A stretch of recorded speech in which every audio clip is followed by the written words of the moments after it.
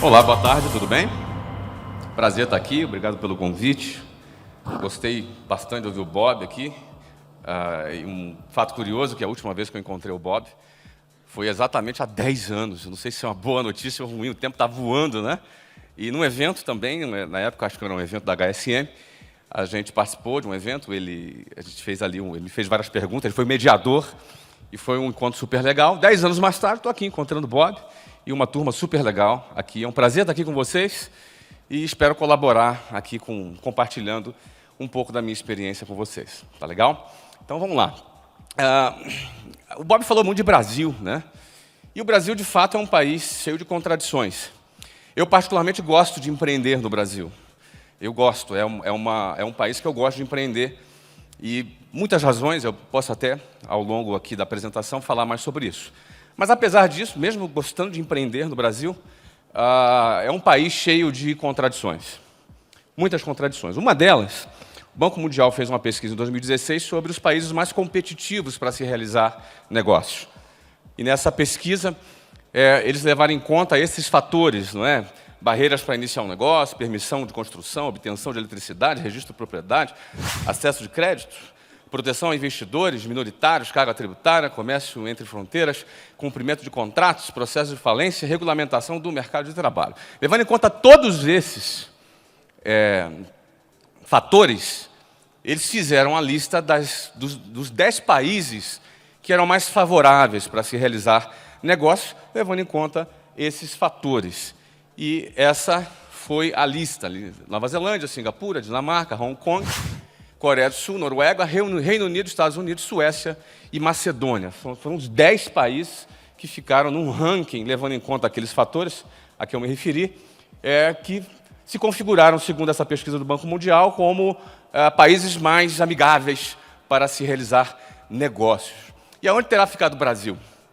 Não é? O Brasil ficou na 123ª posição. De um grupo de 190 países, o Brasil ficou nessa posição. Quem já empreende aqui no Brasil? Levanta a mão, por favor. Quem pretende empreender um dia no Brasil? Não é? Esse é um grupo, certamente, é um grupo considerado por muitas pessoas, um grupo de loucos, um grupo de malucos, porque o Brasil é cheio de contradições. Não é? Apesar disso, vocês existem, nós existimos. Por quê que nós existimos, né? Então, é uma coisa que a gente vai falar um pouco sobre essa contradição aqui hoje. Agora, bacana é ver para quem nós perdemos também. A gente perdeu para o Egito, para a Uganda, para o Quênia, para o México e para alguns vizinhos aqui da América Latina, da América do Sul, como a Colômbia, Peru, Chile e nossos irmãos argentinos também. Então, você percebe que na nossa posição a gente está perdendo aí para uns times estranhos, né? Poxa, por que é assim? Por que tem que ser assim, não é? Somado a isso, você percebe que 26% das empresas quebram no seu primeiro ano. Primeiro ano de existência, 26% das empresas desaparecem do mapa, aqui segundo o Sebrae. E depois de 5 anos, 60% fecharam. Segundo aqui o IBGE, 60% das empresas quebram já no seu 5º ano. Aí começam as contradições. Quando você pinta esse cenário, é o cenário da desgraça, concorda comigo? Isso aí é uma desgraça completa. Mas, apesar disso, uma outra pesquisa que foi realizada pelo Sebrae e a Endeavor, no ano de 2016, revelou que 60% dos nossos estudantes pensam em abrir o seu negócio próprio. Aí, como a nova geração fala, aí eu bugo. Pô, como é que pode um negócio desse? Não é? Como é que pode uma coisa dessa? Por quê? Por que, apesar de estarmos naquele ranking de competição para a realização dos negócios, as empresas 26% quebram no primeiro ano, 60% quebram no 5º ano, por que nossos estudantes ainda pensam, dizem e afirmam que desejam empreender? Eu vou dar uma resposta muito simples, sem ser simplista, porque eu vou procurar me aprofundar. Mas a resposta mais simples que eu consegui enxergar é que empreender vale a pena. Por que empreender vale a pena? Quando você olha para para todas as alternativas que existem, todas as alternativas que são oferecidas no mercado, existe aí um grupo de pessoas loucos, fora da curva, fora da caixa, que olham para essas opções e falam: eu não quero isso para mim. Eu quero mais. Eu quero mais do que isso. E o que o mercado me oferece não me satisfaz. Me responde uma coisa, mas me responde mesmo, né? O mercado de trabalho, ele tá difícil, né? O salário tá cada vez mais baixo, não tá? A pressão, a concorrência tá cada vez maior, né? E se você está desempregado, então, nossa, conseguir um emprego é quase impossível, não é? Eu sei, eu passei por isso. E olha, desculpa, segundo alguns dados aí que eu tenho estudado, a tendência é ficar pior. Porém, por outro lado, imagina esse cenário na sua vida, mas imagina mesmo, tá? Tem um negócio online, igual o meu, um potencial gigante aí na sua casa, igual eu faço aqui. Se você quiser, pode ser apenas nas horas vagas, não sair do seu emprego, se você quiser. Ou sair do mercado de trabalho de vez, se livrar de cumprir horário, receber ordens, trânsito, chefe, ônibus, e ter o seu próprio negócio online. Algo seu, fazendo algo que você goste. A internet e esse método que eu vou te ensinar hoje vão permitir isso para você.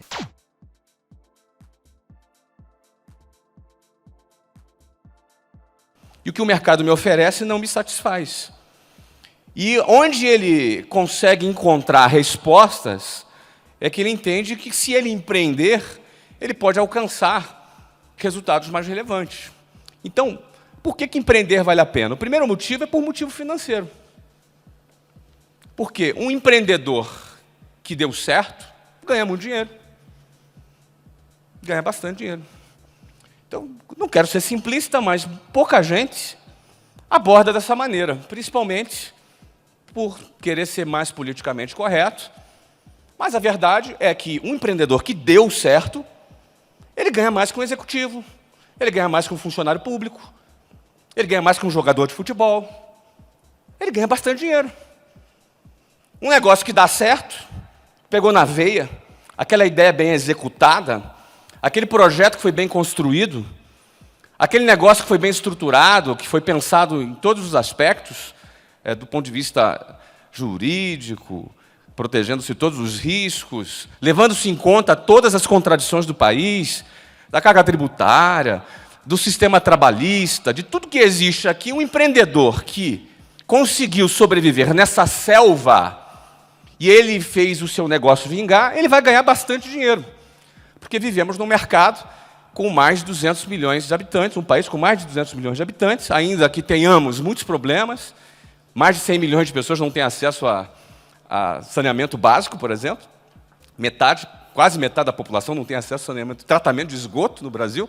Apesar de tudo isso, o Brasil tem um grande mercado consumidor, repleto de pessoas que têm fome por consumo, por consumir produtos de qualidade, e é um país repleto de problemas, cheio de problemas. Nós temos uma política confusa, nós temos uma estrutura estatal, na maioria das vezes, incompetente, onde os serviços públicos são caóticos, a escola é caótica, o hospital é caótico, todo o sistema de aposentadoria e previdência é caótico. Num cenário de tanta incompetência, surge a oportunidade para que nós resolvamos esses problemas. Um dos meus negócios, que é o WhatsApp, que é curso de inglês, só existe porque a escola é incompetente. Se a escola fosse competente, o cara que ficou lá com o bumbum sentado na cadeira, né, no ensino fundamental inteiro, no ensino médio inteiro, todo o processo da universidade, o cara lá está com as nádegas na cadeira por 15 anos, e ele estudando o verbo to be todo santo ano, e apenas 5% da população brasileira fala inglês. Ou seja, a WhatsApp só existe porque a escola é incompetente. O sistema de ensino é incompetente. Então, no meio de todo o caos, aparecem todas as sortes de possibilidades para você empreender. Nós temos um problema de habitação, oportunidade para as construtoras, nós temos um problema de saúde, oportunidade para várias empresas nesse setor. Ou seja, quem consegue estruturar projetos e investir em projetos, trabalhar e realizar projetos no Brasil, vai ganhar muito dinheiro. E de forma honesta. Acreditem, de forma honesta. Porque empresário não é aquele que pega o dinheiro do BNDES e que aparece lá na Lava Jato. Esses caras são os parasitas. Empresário é você, que acorda de manhã cedinho, trabalha 12, 13, 14 horas por dia e que paga juro alto quando você precisa pegar dinheiro do banco. Você é empresário. Aqueles caras lá não são, não. Então, quem trabalha honestamente e desenvolve o seu trabalho com competência, vai ganhar bastante dinheiro. Ou seja, vale a pena. 2. Por que vale a pena empreender? Porque quem constrói o seu próprio negócio tem um sentimento de realização muito bom. Você pode olhar e falar, caramba, eu construí o meu negócio. A ideia que eu tive, você vai contar a sua história com bastante orgulho. Porque você sabe de tudo que você precisou vencer, de todas as adversidades que você precisou vencer, das pessoas que deram risada na sua cara, que chamaram você de sonhador, que chamaram você de maluco. Quando você chega lá, você tem um sentimento de realização impagável. É impagável o sentimento de realização. Quem empreende com sucesso, não estou dizendo que todo mundo que empreende vai ter sucesso. Antes eu falei que 60% já fechou no 5º ano. Mas quem empreende com sucesso, ele tem uma remuneração emocional muito alta, que se chama realização. A pessoa se sente realizado. Você olha, puxa, construir esse negócio aqui.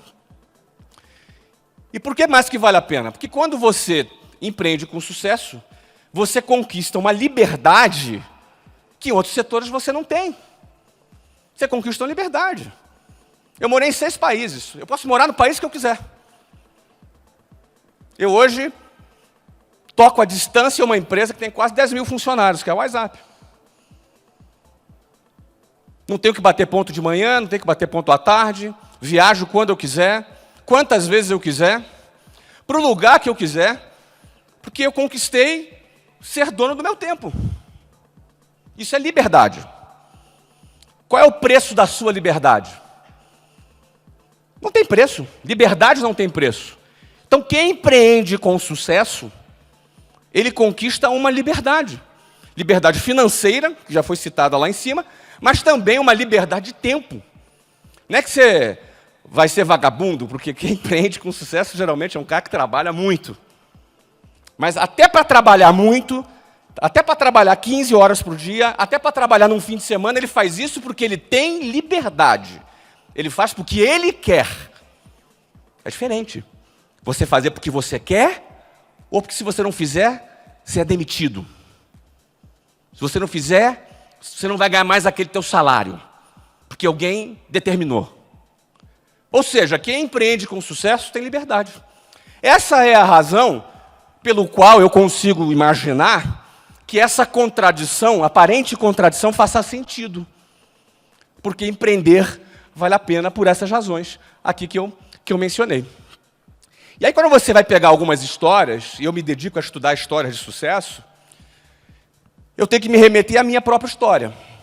Porque empreender transformou a minha vida. Eu sou um cara que vem de periferia, do subúrbio do Rio de Janeiro, que estudei toda a minha vida em escolas públicas, com exceção ali da 8ª série, que minha mãe pagou o salário dela inteiro de professora para eu estudar numa escola, para me preparar para uma prova. Eu entrei para a Marinha, quase fui oficial da Marinha. Não me adaptei com o esquema da Marinha, saí. Mas o empreendedorismo transformou a minha vida. Eu ia trabalhar no centro do Rio de Janeiro, de ônibus ou de trem. Para quem mora em grandes centros, sabe, quem mora na periferia, vai passar 2 horas, 2 horas e meia por dia para chegar no trabalho, e mais umas 2 horas para voltar. Portanto, eu gastava de 4 a 5 horas por dia em transporte público, na maioria das vezes amassado, para chegar no trabalho. No meu primeiro trabalho, minha função era vender. Eu arrumei um emprego numa escola de inglês provisório, antes de começar a minha faculdade. Aquele trabalho, apesar de ser o meu primeiro, entre aspas, emprego, não era lá bem um emprego, porque não tinha salário, não tinha ajuda de custo, não tinha vale-transporte, não tinha nem carteira assinada. Portanto, se eu vendesse, eu ganhava, se eu não vendesse, eu não ganhava. Logo, eu estava empreendendo sem saber. E minha primeira investidor foram as moedinhas que minha avó juntava E era com essas moedinhas que eu pagava a passagem do transporte público. Eu não sabia que aquilo era empreender, ou se era emprego, se aquilo era bom, era ruim. Na realidade, era um emprego considerado péssimo. Mas esse emprego considerado péssimo foi a minha primeira escola de empreendedorismo, que eu aprendi a vender. Nenhum negócio sobrevive sem vender. Vender é a última coisa que muitas pessoas querem fazer na vida. Geralmente uma mãe, quando vai pedir emprego para o filho, fala assim, ó, qualquer coisa, pode ser até vendedor. Vender é detestável por muitas pessoas. Mas nenhum negócio sobrevive sem vendas. E minha primeira escola foi uma escola de vendas. Eu tinha que vender curso de inglês. Eu não sabia falar inglês, mas isso era um detalhe. Eu não era professor de inglês. Eu era só o vendedor. Não é verdade? Assim como num clube de futebol, o dirigente não precisa ser ter sido um jogador de futebol. Ou você pode abrir uma construtora sem nunca ter sido um pedreiro. Ou um engenheiro. Naquele momento, era a minha primeira oportunidade profissional. E isso me levou, 4 anos mais tarde, a abrir a WhatsApp. Isso me levou a 4 anos mais tarde, depois de toda a minha experiência, eu tinha 23 anos quando eu abri a WhatsApp, ou seja, eu comecei com 19, mas muito cedo eu me desenvolvi muito na área de vendas. Eu fui gerente de vendas, fui diretor de vendas. Implantei uma filial dessa empresa que eu trabalhava na Venezuela. Naquela época o Chávez estava preso. Não é? Venezuela era um país fantástico, era um país excepcional. E eu morei lá por uns 8 meses, implantando, voltei para o Brasil. Tudo isso muito cedo. Me casei com 20 anos, minha esposa tinha 17, minha vida foi tudo muito cedo, sabe? Eu quis começar as coisas muito cedo. E aos 23 anos, eu decidi sair dessa empresa e iniciar o meu próprio negócio. Eu não precisei abrir mão de um salário para poder começar. Embora eu ganhasse cerca de $7.000 por mês naquela época, era tudo comissão. Não é verdade? Muita gente fala de sorte, eu falo, poxa, uma das sortes que eu tive, eu nunca tive um bom emprego que eu precisei largar para abrir um negócio. Eu não tive esse desafio. Tudo que eu ganhava era produzido por mim. Tudo que eu ganhava era daquilo que eu vendia. Portanto, eu não me sentia abrindo mão de $7.000 por mês para abrir. É muito falado que eu abri o WhatsApp do meu cheque especial. É verdade. Eu realmente, por ser diretor, tinha acesso a um cheque especial até alto para a época. $10.000 para mim, R$10.000 para mim e R$10.000 para a Luciana, minha esposa. E foi com esse dinheiro, mais uns trocadinhos que a gente tinha juntado, apesar, a gente era muito jovem, né? Pagava prestação de tudo. Ser recém-casado, a prestação do carro, a prestação da geladeira, da Casa Bahia, a prestação de tudo, aluguel. Enfim, não venho de uma família que me deu muito suporte financeiro, eles não tinham condições, fizeram tudo que eles podiam fazer, que estava ao alcance deles. Meu melhor presente de casamento foi uma TV de 14 polegadas usada, não é? Então, naquele momento, a gente precisou usar esse dinheiro, R$20.000 do cheque especial. Seria como R$100.000 hoje, talvez atualizando, ao longo do tempo, não é? Mas com juros amigáveis, de 12% ao mês. O Unibanco, que nem existe mais hoje, Unibanco Itaú, um juros amigável de 12% ao mês. Nada recomendável do ponto de vista técnico, porém, era o recurso que eu tinha. Era a única alternativa que eu tinha. Principalmente que um amigo que ia vender um Voyage 86, que ia ser meu sócio, uma semana antes desistiu do negócio porque ficou com medo de perder o carro dele. Então ele deixou de ser meu sócio por causa disso. Não me perguntem sobre esse meu amigo, por favor. Mas a gente foi para cima com esse recurso. Parece loucura, mas é menos do que parece. O que eu precisava fazer para dar certo era fazer o que eu já fazia há 4 anos. Eu precisava vender. Eu precisava fazer matrícula. Eu precisava colocar alunos novos para a escola, porque com essas matrículas, com esses alunos, me geraria, no mês seguinte, fluxo de caixa suficiente para eu pagar aluguel, pagar os salários, pagar as contas e sobreviver ainda.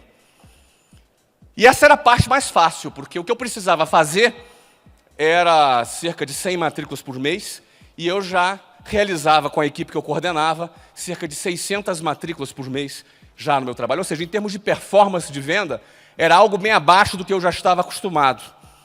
Eu precisava fazer 100 matrículas no mês. Nós fizemos, nunca fizemos menos que 100 matrículas no mês no primeiro ano, fizemos 1000 e poucas matrículas na primeira escola que a gente abriu, depois a gente abriu a segunda escola em São Paulo, no cheque especial também, a escola de São Paulo bombou, não é? Gerou caixa pra caramba, isso financiou as nossas primeiras 24 escolas. Em 3 anos eu abri 24 escolas próprias. A partir do ano 2000, eu comecei a fazer franquias, tive que aprender sobre isso, fizemos franquias, e até 2013, 18 anos mais tarde, a companhia foi vendida por quase R$1 bilhão para um grande grupo brasileiro com 396 escolas, quase 400 escolas. Não é? Ou seja, o empreendedorismo, ele transformou a minha vida. Ele me abriu a mente, me abriu portas, me abriu possibilidades para muitas coisas. Então, sabendo da capacidade que o empreendedorismo tem de transformar a vida de uma pessoa, eu sempre fui muito ligado no impacto social que tem o empreendedorismo. Isso sob diversos aspectos. Eu estou falando aqui da minha vida, um moleque lá da periferia, de escola pública, que andava dentro de um ônibus lotado, que se você passa com o teu carro do lado, tu olha e tu pensa assim, que perspectiva tem essa massa que está aqui do lado? E eu estava lá dentro. Assim como eu tenho certeza que dentro dos ônibus, dos transportes públicos de todo o Brasil, tem muita gente de valor, mas que está ali preso dentro dessa linha de montagem que é a nossa sociedade. Esse impacto social que o empreendedorismo causa, ele se reflete na geração de empregos. O que eu quero dizer com isso? 70% dos empregos formais no Brasil hoje é gerado por pequenos e microempresários. O maior empreendedor do Brasil não são as multinacionais e tampouco são as empresas estatais. O maior empregador do Brasil são as pequenas e microempresas. Por isso o empreendedorismo tem impacto social. Por isso eu me identifico muito com incentivar o empreendedorismo. Parte do meu tempo eu me dedico voluntariamente ao projeto Geração de Valor, que é um projeto que já existe há 6 anos, tem cerca de 5 milhões de seguidores em redes sociais, tem um alcance de mais de 22 milhões de alcance semanal, mais de 4.000 horas produzidas de conteúdo, isso aqui precisa dar uma atualizada, talvez esteja chegando a 5.000 já. 2 best-sellers, já são 3, não é? Já lançamos 3 livros, foram best-sellers, o primeiro, inclusive, o livro mais vendido do Brasil, e 10 escolas públicas reformadas, porque 100% de nossos direitos autorais e de cachês de palestras que eu realizo são doados para a realização de projetos sociais. E a gente reconstrói escola. É, mais uma vez, fazendo o que o governo incompetente não foi capaz de fazer. É fazendo o que era obrigação dessas pessoas e eles não fazem. Por quê? Empreender tem impacto social. Empreender, sim, tem impacto social. E eu busco atuar incentivando as pessoas a empreender. Por que eu escolhi atuar no incentivo? Porque o sistema de ensino formal treina as pessoas para serem empregadas. Nada contra alguém ser empregado de uma empresa, até porque nossas empresas precisam de empregados. No entanto, quando você pega uma criança desde o ensino fundamental até a universidade e a treina e a catequiza para ser empregado de uma fábrica ou de uma empresa, você está tirando dessa pessoa que a mente dela pense em outras alternativas, pense em outras possibilidades. Você está treinando alguém para entrar numa linha de montagem para você ser despejado no mercado, e num mercado que hoje tem 14 milhões de desempregados. Então, por isso eu trabalho muito no foco no incentivo. Porque muita gente sequer considera a hipótese de empreender, acha que é loucura, acha que não é para ele, quem nasceu pobre morre pobre mesmo, é isso mesmo e ponto final. Não é? Então, eu me dedico a isso. E o resultado disso também foi a criação de uma das minhas empresas, que é essa que eu fundei, que é uma escola de negócios online, que é o meusucesso.com, que foi também em busca de dar uma resposta, um pouquinho mais de qualificação para quem quer empreender. Então, basicamente, o negócio do meusucesso.com é produzir documentários em formato cinematográfico, são muito bem produzidos, nível Netflix, e esses documentários, esses aqui foram os realizados até agora, tem mais alguns outros ainda, mais uns 4 talvez, São documentários com duração de mais ou menos 2 horas, que pega como é que o cara começou do zero, como é que ele começou o negócio dele do zero, como é que ele empreendeu, quais foram as dificuldades que ele teve. Não é? Então a gente produz esse documentário em formato cinematográfico e nós temos especialistas em marketing, gestão, finanças, de várias áreas que dão aulas contextualizadas em cima desses estudos de caso. O meu sucesso.com, ele já tem mais de 300 horas gravadas, mais de 220 programas educacionais, mais de 80 mil empreendedores assistiram pelo menos a uma aula do meu sucesso. Nós já passamos de 150 mil pessoas que já passaram por nossas salas de aulas. Tá? Ou seja, acabou se tornando um negócio baseado numa necessidade percebida por nossos, através desse trabalho social que a gente realiza. Frequentemente, muita gente me pergunta: pô, Flávio, qual é a fórmula do sucesso para empreender? Adoro responder essa pergunta porque ela não existe. Fórmula do sucesso não existe. Mas eu identifico pelo menos 3 ingredientes que estão presentes na vida de um empreendedor de sucesso, principalmente depois de ter estudado a trajetória de mais de 20 empreendedores. Não é? E esses 3 ingredientes são visão, coragem e competência. A visão, o que é a visão? A visão é a tua capacidade de antever alguma coisa, é uma visão antecipada. É a sua capacidade de perceber alguma coisa antes dela existir. Pensa comigo, um exemplo que eu gosto de dar é, pessoal que é da área de construção. Se você sabe que, se você tem uma informação que vai construir um shopping numa determinada rua, o que vai acontecer com aquele apartamento que fica em frente ao shopping, do ponto de vista do seu valor imobiliário? Ele vai subir, vai ficar igual ou ele vai cair? Em geral, vai subir. Se vai construir uma estação de metrô na porta daquele apartamento, o que vai acontecer com aqueles apartamentos? Em geral, vai subir. Isso se chama informação privilegiada, e até crime isso. Mas o empreendedor, ele consegue antever algumas coisas pela sua sensibilidade, pela sua visão, pela sua capacidade analítica, porque o empreendedor ele é um observador e o empreendedor ele é um questionador. Por observar e por questionar, ele vai identificar oportunidades. O cara está com a mente sempre ligada, observando e questionando. Ele não engole qualquer coisa só porque disseram para ele ou porque todo mundo faz. Ele é um cara questionador. E no meio desses questionamentos, ele vai identificar alguma oportunidade. Ou seja, ele vai ter uma visão. Todo negócio existido hoje, que existe hoje, todo negócio de sucesso que está operando hoje, que está bombando, começou com uma visão.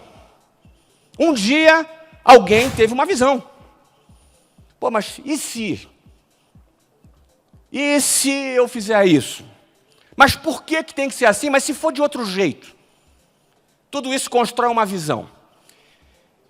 E existem visões e visões. Aquela visão que é qualquer visão que você tem em qualquer momento, mas agora tem visão que você dorme com ela e acorda com ela. É aquela que tu fala, cara, isso vai arrebentar. E ela não acontece toda hora. Ela às vezes acontece. E você percebe que você está tendo essa visão no timing positivo. Quantas vezes você viu um negócio de sucesso e alguém falando assim, eu pensei a mesma coisa? É ou não é? Direto. Perdeu o timing. E você percebe essa visão. Agora, se você tem essa visão, você dorme e acorda com ela, acha que é o bicho a tua visão. Mas para você executar essa visão, você vai ter que sair do seu trabalho, vai ter que meter a mão no bolso, vai ter que pegar um empréstimo, ou vai ter que botar a tua cara a tapa. Aí muita gente amarela. Muita gente corre da raia. Porque para empreender é preciso coragem. Porque nós vivemos num país cheio de contradições. Não seja repetitivo. Não fale o óbvio. O Brasil, isso é óbvio. Grande coisa você está falando. Claro que o Brasil é tudo isso aí. Mas, para empreender com sucesso no Brasil, é preciso ter coragem. Porque sem coragem, teu projeto vai parar na gaveta. E não é uma coragem desvairada. É uma coragem analítica, medindo riscos, analisando os cenários. E se tudo der errado, fazendo aqui um rápido comentário do papo do Bob, eu costumo dizer que o pessimista acha que tudo vai dar errado. O otimista tem certeza que tudo vai dar errado. Otimismo barato vai levar qualquer pessoa para quebrar. Otimismo barato, positivismo barato, está cheio de gente aí. Ou seja, para mim, mais do que ser otimista ou pessimista, tem que ser visionário. E visionário não é um inventor, não é o cara que inventa coisas novas. Está cheio de problema velho para resolver. Está cheio de problema velho, de oportunidade velha para você empreender. Está cheio de coisa antiga para você fazer de um jeito novo, de um jeito diferente. Quando eu abri curso de inglês, quantos cursos de inglês existiam? Um monte. Concorda comigo? Então, é preciso ter coragem. Se você não tiver coragem, se você amarelar, na hora H, você tiver medo, esquece. Teu projeto vai para a gaveta e depois você vai ter que falar, ih, tá vendo aquilo ali? Eu pensei, mas eu não fiz. Isso vai acontecer e acontece. Para empreender com sucesso tem que ter competência, porque você pode ter a visão, a coragem, mas não ter o método, mas não ter o caminho, não ter a estratégia, não ter a disposição de trabalhar. Você tem que ter competência. É preciso fazer acontecer. É preciso saber executar com excelência. É preciso meter a mão na massa e fazer acontecer. Plano de negócio não vale nada se você não executá-lo. A execução com competência e com determinação e com vontade, trabalhando muitas horas mesmo, isso aqui não é Silicon Valley. Tem que faturar mesmo. Tem que ter dinheiro no mês que vem para pagar as contas. Senão você quebra. Senão você vai ser parte, um a mais na estatística. Então tem que ter visão, coragem e competência. Quando você for analisar negócio por negócio que eu realizei, eu poderia, por exemplo, traçar onde é que eu tive a visão na WhatsApp. Por que eu abri a WhatsApp? O WhatsApp é uma escola de inglês para adultos. E em 1995 foi a época que as empresas de petróleo e telecomunicações se instalaram no Brasil. Teve a quebra do monopólio do petróleo e telecomunicações, então várias empresas internacionais desembarcaram no Brasil. Ou seja, o que começou a acontecer?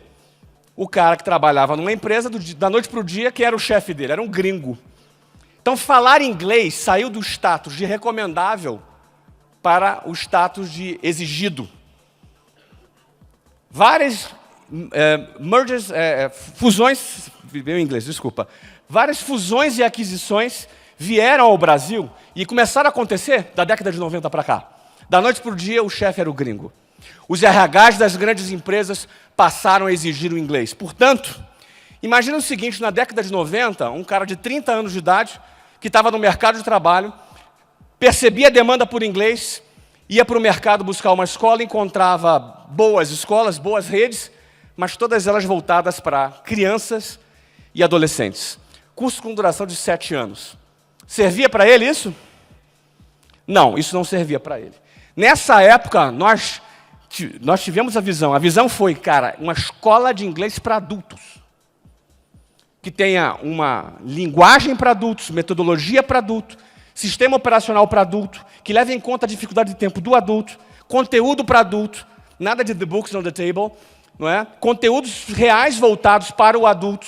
E assim nasceu a WhatsApp, de uma visão de que inglês para adultos seria fundamental nos anos seguintes. Isso realmente aconteceu. Então, a visão, aí depois veio a coragem. Largar um trabalho de $7.000, pegar cheque especial, fazer o plano de negócios lá e depois a competência para executar. Foram anos e anos trabalhando mais de 12 horas por dia. Anos e anos. Trabalhando mais de 12 horas por dia, fim de semana, bombando e expandindo. Porque abrimos 24 escolas em 3 anos, que dá uma média de uma nova escola inaugurada a cada 45 dias. Você imagina? Minha esposa que cuidava de todas as obras e da parte financeira. Eu cuidava do produto, da gestão do negócio e da área comercial. 70% do meu foco era vendas. Focando na parte de vendas. A parte de produto, da qualidade do produto, isso estava ali com um diretor que cuidava somente disso. A gente alocava orçamento para isso. Quer dizer, alocava orçamento, era uma pindaíba, né? Mas a gente começou a crescer, não é? Começou a entrar a grana mais, aí a gente começou a tornar os investimentos no produto mais robustos. Não é? Até hoje que, enfim, eu não quero me alongar, meu tempo está acabando, não é? Mas se eu for observar um outro negócio, o Orlando City também ele é um investimento que requereu visão, coragem e competência. Essa foto é uma foto muito interessante, foi a foto do nosso primeiro jogo. 62.500 pessoas no estádio foram assistir ao nosso primeiro jogo em Orlando. Nós contratamos o Kaká, que um brasileiro de expressão mundial, logo se recompôs ao time. Como é que aconteceu a visão do Orlando City? Em 2009, eu estava morando nos Estados Unidos, me mudei para lá em 2009, e meu filho mais velho começou a jogar futebol. E eu, obviamente, arrumei um emprego nos Estados Unidos, motorista de jogador de futebol. Todos os fins de semana, né, viajava por toda a Flórida com o meu cliente, que era meu filho. E, bom, eu comecei a observar que a quantidade de pessoas envolvidas com futebol era enorme, era muito grande. E aquilo começou a me chamar a atenção, porque o empreendedor, ele observa e questiona. Comecei a observar aquele negócio, pô, que estranho. Minha intuição jamais me diria isso. Eu viria beisebol, viria futebol americano, viria basquete, mas jamais eu viria o soccer. Jamais eu viria o futebol, nosso futebol, como sendo algo praticado. E aí, não só era praticado, como milhares de crianças praticavam, milhares de pais participavam, colegas da classe de motoristas de jogador de futebol, não é? Milhares deles estavam presentes e eu falei, cara, isso tem alguma coisa aqui diferente. Vou começar a questionar. Comprei pesquisas nos Estados Unidos, de diversas naturezas, e me choquei com a quantidade de praticantes. Os Estados Unidos, naquela época, tinha 24 milhões de pessoas praticando futebol entre seus 5 e 17 anos de idade. Ou seja, existe um fenômeno acontecendo, um fenômeno silencioso, logo não precificado, acontecendo no mercado americano com relação a futebol. E perceba, não estou falando de ganhar Copa, não estou falando de nada disso, não estou falando de ser o melhor time do mundo, estou falando de mercado. Consegue diferenciar? Mercado. Porque eu não estou falando de qualidade de futebol, estou falando do mercado de futebol. E aquilo ali me chamou muita atenção. Eu comecei a minha primeira ideia, falei, cara, acho que eu vou fazer uma rede de escolas de futebol lá nos Estados Unidos. Já tinha o know-how, franquia, tudo igual. Fiquei ali observando. Mais tarde eu fui ver o quê? Estudar o futebol universitário e estudar o futebol profissional. E comecei a me deparar com números incríveis da MLS. Já em 2012, público presente nos estádios nos Estados Unidos já era, em média, 50% maior que o público médio nos estádios no Brasil, no Campeonato Brasileiro Série A. Isso era um absurdo. Hoje, essa diferença já aumentou para 60%. Para você ter ideia, hoje, a média de público no Brasil, da Série A, é 15 mil torcedores por jogo. Nos Estados Unidos, 23 mil torcedores por jogo. Para vocês terem ideia, nós estamos agora em 2017. Nosso time acabou de terminar a temporada, está terminando, tem o último jogo, terminando a temporada, não nos classificamos para o playoff, ou seja, não tivemos uma boa campanha dentro de campo nesse ano, e mesmo assim, já vendemos 20 mil season tickets para 2018. O que é o season tickets? É um carnê com 17 ingressos dos jogos dentro de casa. Logo, já vendemos 340 mil ingressos por antecipação. A média de cada ingresso é R$150. Ou seja, se você for observar que aqui no Brasil, o teu time, que você torce, não vendeu ainda o jogo da semana que vem, a gente já vendeu o ano de 2018 inteiro. E temos uma fila de espera. A gente não vende season ticket, a gente vende fila de espera. O cara tem que comprar por $100 uma vaga na fila de espera. Quando surgir uma oportunidade, ele é contactado. Por quê? A gente já criou uma demanda maior do que a oferta. Já criou uma demanda maior que a oferta. Estou falando de mercado, estou falando de futebol. Futebol é um produto, estou falando de mercado. Certo? Razão pela qual o Orlando City foi relacionado pela revista Forbes como o 6º clube mais valioso das 3 Américas. Eles só não consideraram o nosso estádio. Se tivesse considerado, a gente estaria em segundo. Em primeiro está o Corinthians. Tem corintiano aí? Pois é. O problema é que eles consideraram que o estádio do Corinthians é dele, e a gente sabe que não é. Mas tudo bem. E aí o que acontece? Deixa eu voltar aqui para finalizar. Orlando City foi um investimento de 120 milhões de dólares, avaliado recentemente num deal da nossa empresa, avaliado agora em 500 milhões de dólares em apenas 3 anos de existência. Nós projetamos que em 10 anos o Orlando City tenha valor de 1 bilhão de dólares. Essa é a nossa previsão. É claro, ele pode ser que ele ganhe algum torneio, pode ser que ele não ganhe. Eu não estou falando do futebol, eu estou falando do business. Ok? Então, como o tempo está acabando, eu vou já sair por aqui. Empreendedorismo não é só para quem é empresário. Tem muito executivo intraempreendedor também. Isso é um tema à parte. Você pode ser empreendedor sem ter um CNPJ. Empreendedorismo é uma mentalidade, é uma forma de pensar. É você querer construir, é você querer sair do ponto A para o ponto B. Isso é ser empreendedor. E muitos intraempreendedores criam soluções fantásticas dentro de várias empresas, Brasil afora. Tá? Esse é o nosso estádio. Nós inauguramos nosso estádio agora em março, porque isso aqui é um novo empreendimento.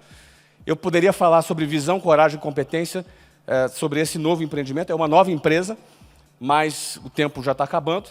Mas houve também um racional de visão, de coragem e competência para a gente construir o nosso estádio. Nós não tínhamos, não foi a Odebrecht que construiu, tampouco o BNDES que financiou, não é? Nós fizemos com dinheiro 100% privado, sem nenhum dinheiro público, e a obra terminou dentro do orçamento e no prazo. Isso acontece, tá, gente? Isso existe, tá? Em 1 ano e meio nós construímos o nosso estádio, a Amway Arena está ali, é da NBA, ali mais à frente, a gente é vizinho da arena da NBA, fica no centro de Orlando, uma localização fantástica, e a gente opera sold out, opera 100% vendido no ano. Vamos começar a fazer shows agora, no ano que vem. Ok? Por que a WhatsApp aparece de novo? Porque eu comprei ela de volta. Em dezembro de 2015, eu comprei a WhatsApp de volta. E aí teve todo um racional de visão, coragem e competência. É fato que eu comprei por 1/4 do preço, se eu dolarizar os valores, né? Porque eu opero internacionalmente, então o valor em dólar que eu vendi, comparado com o valor em dólar que eu comprei, é uma relação de 1/4. Não é? E a WhatsApp está bombando. Abrimos 31 escolas esse ano, temos 62 contratos assinados para inaugurar no ano que vem. A empresa está crescendo mais de 2 dígitos esse ano, o que mostra que crise existe, sim, mas é dentro da crise que a gente tem que mostrar o nosso valor. A solução está sempre em nós. Não compra essa história, a crise está tudo na. Até está, mas a gente é capaz. A crise influencia, mas ela não determina. A gente precisa saber onde a gente está errando, o que você precisa desenvolver, o que você precisa desenvolver de capacidade, de habilidades, o que você precisa trabalhar dentro de você para que você performe melhor no seu negócio. Sempre tem uma saída para você performar mais no seu negócio. Olha, é a mesma empresa, no mesmo mercado, no mesmo país, em 1 ano e meio a gente fez um turnaround fantástico. Então, assim que eu queria finalizar. Agora, para fechar aqui, e começar as perguntas, se vocês quiserem fazer algumas perguntas, a falta de coragem dos 3, visão, coragem e competência, é o mais frequente. Se me perguntar, o maior problema para quem quer empreender é a falta de visão, falta de coragem ou falta de competência? Eu me atrevo a te dizer que é a falta de coragem. Porque é assustador. Várias vezes eu vi pessoas querendo empreender, comprar franquia, vou abrir minha escola e tal. Na hora H de assinar o contrato, o cara treme.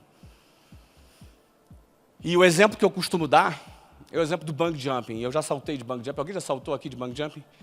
É assustador, né? É diferente de montanha-russa. Montanha-russa, depois que você sentou naquela cadeira, botou aquele negócio em cima de você, já era. Pode gritar, babar, espernear, tu não sai mais dali. Bungee jumping, não. Você vai lá, o cara não te empurra, é você que salta. 1997, ano novo, 1º de janeiro de 97, uns amigos, nós fomos saltar de bungee jumping na praia de Cabo Frio, no Rio de Janeiro. Ele foi antes de mim, ficou lá uns 5 minutos, amarelou, desceu. A gente ficou rindo da cara dele, fazendo aquele bullying. Carioca gosta de fazer bullying, sabe? Rindo, seu bundão, não sei o que e tal. Beleza, aí eu fui. Rindo, vocês vão ver como é que é. O ápice da minha... Eu tinha o quê? 26 anos por aí. Cheio de ousadia. quando o negócio começou a subir, a parada começou a balançar, e eu comecei a parar de ouvir a voz deles, eu comecei a pensar, o que eu estou fazendo aqui? O que eu tenho que provar para alguém? O que isso aqui vai mudar a vida? A covardia, ela faz você pensar. E é bom pensar nessas coisas, é bom. O medo não é ruim, o medo é bom. A questão é o que a gente faz com o medo. Se a gente enfrenta ou se a gente foge dele. E aí eu cheguei lá em cima e falei, não vou pular, cara. Não vou pular aqui. Já pensou morrer aqui agora, cara? Que loucura.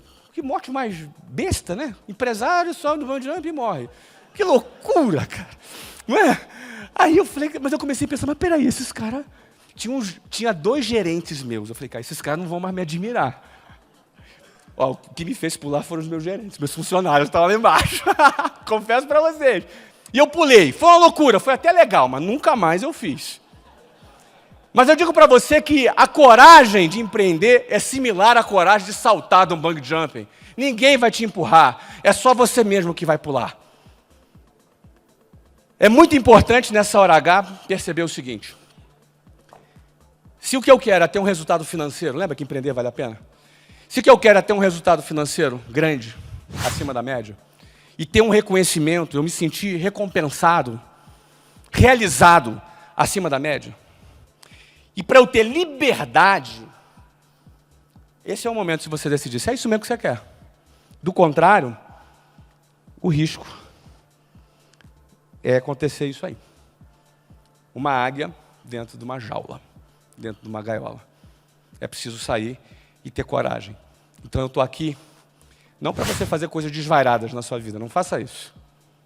Mas eu estou aqui para te estimular a encarar a vida com um pouquinho mais de coragem. Afinal de contas, o pior que pode acontecer é você quebrar. E morrer. Todos nós vamos morrer um dia, não é verdade? Então, a questão é como nós vamos viver. Como você quer viver? Como é que você quer que seja a sua curta existência nesse planeta? Aí a gente vai ter que fazer escolhas. E essas escolhas, elas não são fáceis de serem feitas. Muito obrigado.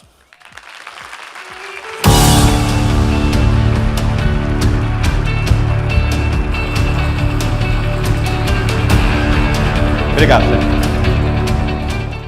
Bom, como já disse para todos que passaram aqui, em primeiro lugar, muitíssimo obrigado por compartilhar essa história, esse entusiasmo com todo mundo. Talvez, e vou entrar na pergunta, mas só um comentário, talvez, tirando a questão do Orlando City, eu ainda não tenho certeza, no fundo você é um cara de educação, né? Porque todo o teu trabalho está nessa pegada de educar, seja com as apps, seja com o meu sucesso. Então é um pouco de coisas que foram ditas aqui, quer dizer, ter foco em algumas ações, você trabalha com muita competência. Tudo isso. E o Roberto te pergunta o seguinte, a opinião dele, vamos ver se você concorda, né? Quase todo brasileiro tem vontade de mudar o mundo, mas temos medo ou não acreditamos que dá para se conectar, de nos conectar com coisas grandes. Como superar esse bloqueio mental? Você vê que está tudo ligado à expectativa, né? Eu não quero mudar o mundo, eu quero mudar o mundo que me cerca. Tem gente que quer mudar o mundo e não consegue nem arrumar seu quarto ainda. Vamos começar arrumando o quarto, arrumando a casa. É muito bonito falar, eu quero mudar o mundo, é muito lindo isso, não é? Mas eu penso sempre no próximo passo. Qual é o meu próximo passo? É o próximo passo, é o meu próximo projeto, não é? Eu tenho, com relação a mudar o mundo, eu sempre enxergo que eu posso impactar pessoas e ajudar pessoas a se transformarem. Eu não posso mudar ninguém, mas eu posso incentivar, posso dar um incentivo para que as pessoas elas melhorem por si próprias e tenham autonomia na escolha que fizeram. Então, eu acho que é um jargão ultimamente nessa história do mudar o mundo. Isso vem lá do Vale do Silício também. Não é? Eu queria primeiro parar de andar de ônibus, né? Porque eu andava de ônibus. Depois eu quis casar. Casei com 20 anos. Aí depois eu quis abrir minha empresa. Então, a gente vai pensando uma coisa de cada vez. A gente tem metas de longo prazo, para mim, são no máximo 5 anos. Eu não consigo pensar em mais do que isso. Eu tenho metas para os meus próximos 5 anos. Tá? Então, eu penso que, em vez de ficar relativizando muito o seu propósito de vida, eu sugiro você ser um pouco mais simples, você dividir isso em pequenas metas, começar mais curto prazo. E eu consigo pensar em 5 anos, não consigo pensar em mais de 5. Se você conseguir em mais de 5, ótimo. Então, é assim que eu faço, né? Eu procuro diminuir um pouco a expectativa e pensar nos meus próximos passos. E a Rafaela pergunta o seguinte, como é que você fez para se desenvolver em vendas lá no início da tua carreira? Bom, e você continua fazendo isso. Como é que foi? Foi técnica, experiência? Como é que você aprendeu vendas? Eu tive a oportunidade de aprender na empresa que eu trabalhei, né? Aquela empresa ela tinha muitas deficiências, mas ela tinha uma escola de vendas interessante. A gente vendia bastante. Eu era um vendedor, que era parte de uma equipe. Fui treinado nessa empresa. Ela se chamava Minemo System, essa empresa. E eu trabalhei 4 anos lá e eles chegaram a ter 30 escolas, 34 escolas, se eu não me engano. E depois nós incorporamos essas 34 escolas, elas se tornaram o WhatsApp. Nós compramos e o meu chefe nessa empresa, até hoje, trabalha comigo, é um dos meus principais executivos na minha equipe. Não é? Mas eu tive a oportunidade, por isso que eu digo, né? Aquele meu emprego ruim, que ninguém recomendaria, foi a minha escola de vendas. Eu aprendi. Eu até descobri que eu podia vender, porque eu achava que vendas era uma coisa que dependia de talento, o cara tinha que nascer para venda. Eu sempre fui um cara extremamente tímido, não é? Não só tímido, como complexado. Imagina, eu era um cara que eu ia ali no Tivoli Park, na Lagoa, no Rio de Janeiro, e anunciava assim, né? Excursão do bairro Jabu. Eu escondia a minha cara, para ninguém saber que era eu. Né? Eu sou do tipo que entrava no ônibus e o pessoal cantava uau, uau, uau, vai descer quem mora mal. Você entendeu? Então, assim, quem vem da periferia tem muitos complexos. São pessoas... E eu entendo isso muito bem. Então, eu não era aquele cara que chamou atenção no processo seletivo para ser contratado. Era um cara, não é, que me vestia mal, era um cara que não tinha confiança, era tímido. Não é? Então, no fundo, o que me fez eu me desenvolver na área de vendas foi a fome que eu tive, porque ali tinha um plano de carreira, você tinha que cumprir metas para você ir crescendo ali dentro. E eu vi que eu cumprindo aquelas metas, eu ia ter dinheiro para casar, eu queria casar. Não é? Essa era aquela parte que as meninas tinham que falar assim, oh. Então, eu vou repetir, tá? Meu sonho era casar. Entendeu? Isso. Obrigado pela sonoplastia. Mas, o que acontece? Quando eu enxerguei que fazendo aquilo eu ia atingir meu objetivo, eu falei, cara, eu vou fazer. Eu vou enfrentar. E aí o que acontece? Vendendo, tomando não. Entendeu? Eu comecei a me falar melhor, me comunicar melhor. Aí, meus resultados começaram a me dar confiança. Eu comecei a perceber, cara, que eu era capaz, posso ir para o próximo passo. Você percebe que é dentro. É de dentro para fora. Numa hora dessa, para um cara tímido, complexado, desqualificado como eu, não era o método que ia resolver. Você percebe? Não era a metodologia, não era a estratégia, não era o plano de negócios. Eu tinha muita coisa interna minha para ser reconstruída. E muitas pessoas precisam reconstruir o que está dentro. Às vezes ela precisa destruir o que está dentro para construir uma coisa nova dentro. Você percebe? E era o meu caso. Porque complexo de inferioridade leva alguém a algum lugar? Não leva ninguém a nenhum lugar. Então eu tive que me desconstruir primeiro para me construir. O que me deu força para isso? Eu tinha algumas metas, algumas ambições. É outra palavra feia, né? Hoje em dia, ambição... As pessoas confundem com ganância. Não, ambição é fome. Eu tinha muita fome. Eu queria casar, eu queria fazer minha vida, eu queria ser independente dos meus pais. Eu tinha 19 anos, é isso que é importante notar. Então, essa minha fome me encorajou a enfrentar os meus monstros, os meus limites internos, para eu poder me reconstruir, para eu poder me reinventar. Então, nesse processo, foi um processo de reconstrução do Flávio. Entendeu? Que eu penso que quando eu abri a minha própria empresa, o Flávio estava reconstruído já. Então, esses 4 anos foram bem importantes. Então, eu diria que é uma oportunidade de ter aprendido a técnica com a empresa e a chance de eu me reconstruir. Essa é a resposta. E a Letícia, ainda em cima da escola, ela pergunta o seguinte, como é que foi desenvolver uma metodologia de ensino diferente do que vinha tendo, dado que cada pessoa tem uma forma singular de aprender? Bom, vamos lá. Me responde uma coisa, mas me responde mesmo, né? O mercado de trabalho, ele tá difícil, né? O salário tá cada vez mais baixo, não tá? A pressão, a concorrência tá cada vez maior, né? E se você está desempregado, então, nossa, conseguir um emprego é quase impossível, não é?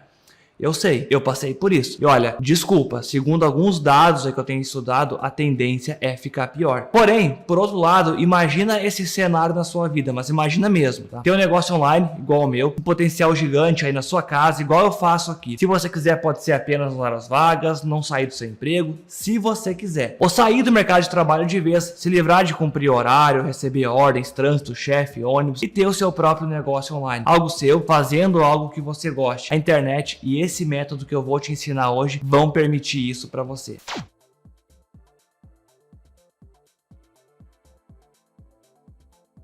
Bom, vamos lá. Em primeiro lugar, essa questão de desenvolver uma metodologia, cada pessoa tem uma forma de... Assim como cada professor tem um jeito de ensinar também.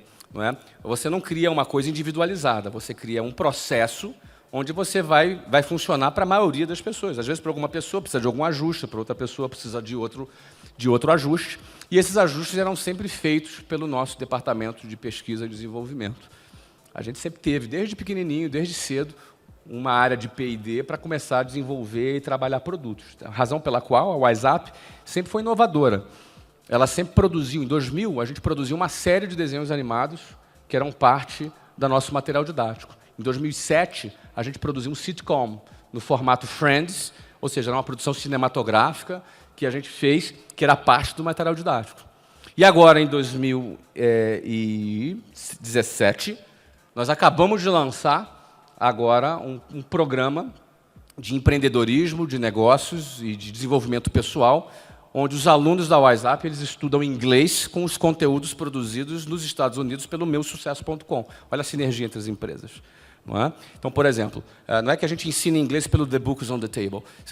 O aluno da WhatsApp aprende inglês com conteúdo de empreendedorismo, de inovação, de coaching, de desenvolvimento pessoal, de oratória, porque a gente entende que não apenas o inglês é a ferramenta que ele busca, né? Ele quer aprender inglês para se desenvolver profissionalmente. Então, ele precisa também de outras ferramentas. Então, a gente incluiu no nosso currículo, ou seja, todo o conteúdo é voltado para essas disciplinas que podem ajudar ao aluno também. Isso o que é isso? São inovações decorrentes desse DNA de pesquisa e desenvolvimento que a gente tem desde quando a gente era pequenininho, não tinha muito dinheiro, mas ia fazendo coisas do nosso de maneira que a gente conseguisse bancar. E a gente foi crescendo, investindo, e hoje, obviamente, a gente tem mais recurso e desenvolvemos aí essa nova metodologia. Você vendeu a WhatsApp por um valor, recomprou por um quarto dolarizado. Eu vendi por $500 mil, recomprei por $90 milhões. O que estava de errado? O que estava sendo feito de errado para não ter desenvolvido e você ter tido essa oportunidade?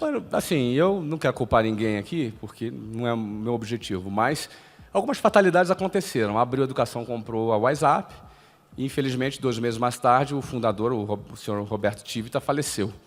Não é? E logo após o falecimento dele, a empresa passou por um processo, os herdeiros não tinham interesse em dar continuidade, a Abril Educação passou por um processo de venda. Isso levou 1 ano. Então, você imagina, uma empresa recém-comprada, e em seguida morre o fundador, e a empresa passa a ser vendida, ficou um vácuo de 1 ano, né? Ficou um vácuo de 1 ano. Quando o novo fundo que comprou a Abril Educação, até eles entenderem todo o processo, passou mais 1 ano. Então, somado a isso, esses fatores externos, a economia brasileira e a gestão que estava ausente, gerou perda de performance significativa, né? Eu vendi com 396 escolas, recomprei com 250 escolas e hoje já estamos com 440 escolas, 1 ano e meio depois. E o Ricardo... Desculpa, só para concluir, claro. Carlos Wizard, que era meu concorrente, não é? Fez a aquisição da Wiser Educação, ou seja, a gente recomprou em real. Vou falar em reais agora, porque eu não estou com dólar na cabeça. Recomprou por $390 milhões. Carlos Wizard comprou 35% da Wiser Educação por uma avaliação de $570 milhões em 1 ano. Ou seja, em 1 ano, a gente, de novo, já botou a empresa para crescer e para avançar novamente. Ou seja, os 2 maiores concorrentes do setor se uniram para a gente tocar o WhatsApp vai bombar, vamos comprar outras redes também, vamos continuar abrindo organicamente também, e é assim que a gente está. E o Ricardo, para a gente terminar aqui, que o nosso tempo está estourado, sai do inglês para o futebol. Ele quer saber o seguinte: a eliminação dos Estados Unidos da Copa da Rússia faz você repensar as suas estratégias para o Orlando City? Bom, vamos lá. Primeiro, eu não mudei, né? Eu tinha vendido a WhatsApp e comprei o Orlando City. Digamos que... Eu digo mudar de assunto. Ah, tá, desculpa. Porque quando eu comprei o Orlando City, eu já estava fora da WhatsApp, não é? Então era ali um desafio novo que eu tinha escolhido ali. Não muda absolutamente nem 1 milímetro a eliminação dos Estados Unidos, né? Assim como não mudou nem 1 milímetro no Brasil ou no futebol brasileiro os 7-1 que o Brasil tomou da Alemanha em 2014. Não é? Futebol é assim, você ganha, você perde, o resultado faz parte do processo. E o que acontece nos Estados Unidos não é clubismo.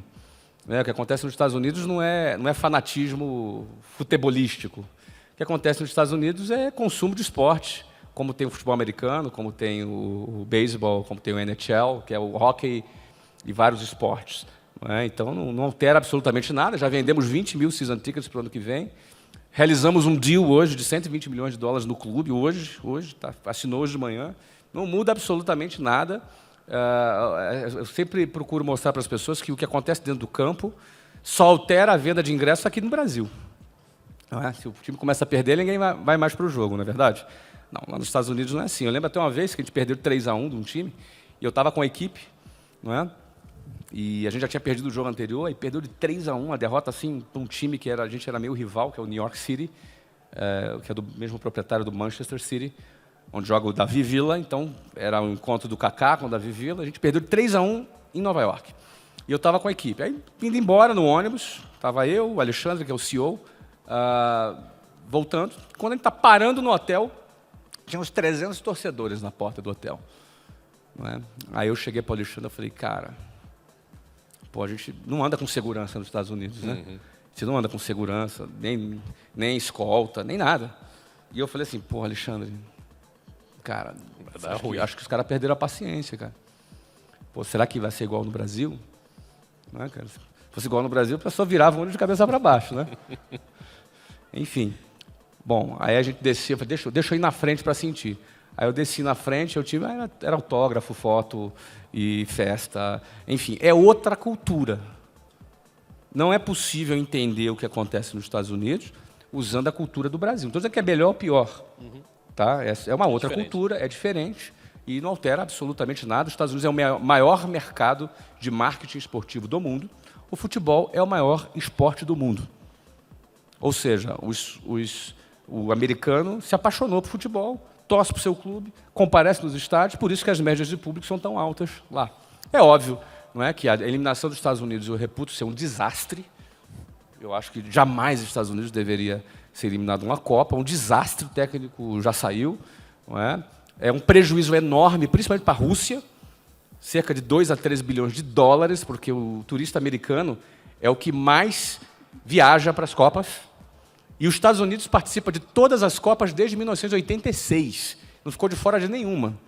É que os Estados Unidos não têm tradição em futebol.